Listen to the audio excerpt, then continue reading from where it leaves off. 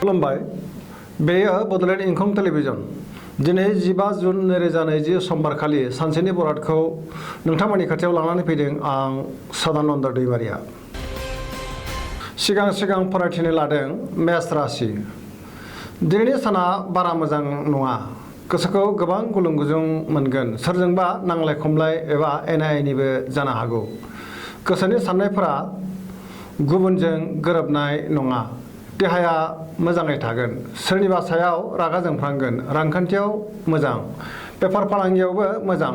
गोबां खामानियाव मुखुब थानांगोन। गुबुना खहा खालामनो नाजागोन। न'खराव अनलायनाय फैगोन। बहाबा थांनांगौब्ला सांग्रां जानाया गाहाम। वृष राशि। दिनैनि साना बारा मोजां नङा। अब्लाबो गोसोनि बोलोआ बांगोन। गोसोखौ जोबोर उसुखुथु मोनगोन। जिंगाया बांगोन। मावनो लानाय खामानिखौ मावफुंनो हागोन। समाजाव मान मोनगोन। रांखावरियाव बारा मोजां नङा। सोरबा लोगोआ थगायनो नाजागोन। बेफार फालांगियाव मोजांद्राय नङा। खहा जानो हागौ। बहाबा थाङोब्ला मोजां। न'खराव बिसि फिसायनि गेजेराव अनलायनाय फैगोन। देहाया मोजां थानाय नङा। जानाय लोंनायाव सांग्रां जानाया गाहाम। हारसिं थानो गोसो जागोन। मिथुन राशि। दिनैनि साना जोबोर मोजां।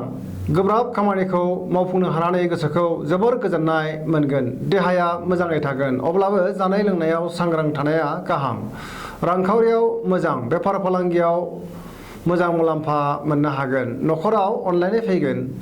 समाजाव मोजां मान सन्मान मोननो हागोन। गोसोनि बोलोआ बांगोन। गुबुननि गोसोखौ बोनो हागोन। मोजां आरो गाज्रि मोननैखौबो मोनदांनो रोंगोन। कर्कट राशि। दिनैनि साना जोबोर मोजां। गोसोआव जोबोर गोजोननाय फैगोन। मावनो लानाय खामानिखौ थि समावनो मावफुंनो हागोन। रांखावरियाव जोबोर मोजां। बेफार फालांगियावबो मोजां मुलाम्फा मोननो हागोन। देहाया मोजाङै थागोन। गुबुननि हेफाजाब मोनगोन। गुबुननि गोसोखौबो बोनो हागोन। न'खराव अनलायनाय फैगोन। गोसोआ जोबोर रमान्टिक जागोन। बिदा फंबायनि हेफाजाब मोनगोन। समाजाव मान मोनगोन। सेंग्रा सिख्लाफ्रा मोजां खौरां मोननो हागोन। सिंह राशि। दिनैनि साना बारा मोजां नङा। गोसोखौ जोबोर उसाव बादाव मोनगोन। गोजोननाय गैयै जागोन। मावनो लानाय खामानिखौ मावफुंनो हायोब्लाबो गोसोखौ गोजोननाय मोननाय नङा। रांखावरियाव मोजां। बेफार फालांगियाव मोजां। न'खराव अनलायनाय फैगोन। गोसोनि बोलोआ बांगोन। गोबां खामानियाव मुखुब थानांगोन। सेंग्रा सिख्लाफ्रा गोसोनि साननायखौ फोरमायलायनो हागोन। कन्या राशि। दिनैनि साना जोबोर मोजां। गोसोखौ जोबोर गोजोननाय मोनगोन। गुबुननि गोसोखौ बोनो हागोन। बहानिफ्रायबा हरखाबै मोजां खौरां फैगोन। रांखावरियाव जोबोर मोजां। बेफार फालांगियावबो मोजां। देहाया मोजाङै थागोन। गोबां सुबुंखौ लोगो मोनगोन। न'खराव बिसि फिसायनि गेजेराव अनलायनाय फैगोन। गोबां खामानियाव मुखुब थानांगोन। समाजाव मान मोनगोन। तुला राशि। दिनैनि साना बारा मोजां नङा। गोसोखौ जोबोर गुलुं गुजुं मोनगोन। जिंगाया बांगोन। गोसोनि बोलोआ अदेबानि बांगोन। गोसोनि साननायाबो जाफुंनाय नङा। मावनो लानाय खामानिखौ मावफुंनो हागोन। देहाया मोजाङै थागोन। रांखावरियाव मोजां। मोननो गोनां धोनखौ मोननो हागोन। न'खराव बिसि फिसायनि गेजेराव एना एनि जानो हागौ। फरायसाफ्रा फरायनायाव गोसो दुंगोन। लोगोफोरनि हेफाजाब मोनगोन। वृश्चिक राशि। दिनैनि साना जोबोर मोजां। गोसोआव जोबोर गोजोननाय फैगोन। मावनो लानाय खामानिखौ थि समावनो मावफुंनो हागोन। गोसोनि साननायफोरा जाफुंगोन। गोसोनि बोलोआ बांगोन। समाजाव मान मोनगोन। न'खराव बिसि फिसायनि गेजेराव अनलायनाय फैगोन। रांखावरियाव जोबोर मोजां। बेफार फालांगियावबो मोजां मुलाम्फा मोननो हागोन। देहाया मोजाङै थागोन। गुबुननि गोसोखौ बोनो हागोन। बेलासि समाव गुबुननि थाखाय जेंनायाव गोग्लैनांनो हागौ।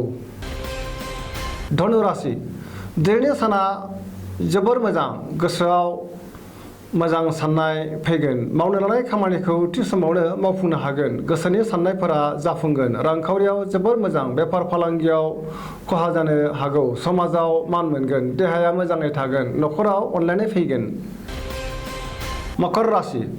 दिनैनि साना बारा मोजां नङा। गोसोखौ जोबोर गुलुं गुजुं मोनगोन। माबा जाहोनाव अपमान जानांनो हागौ।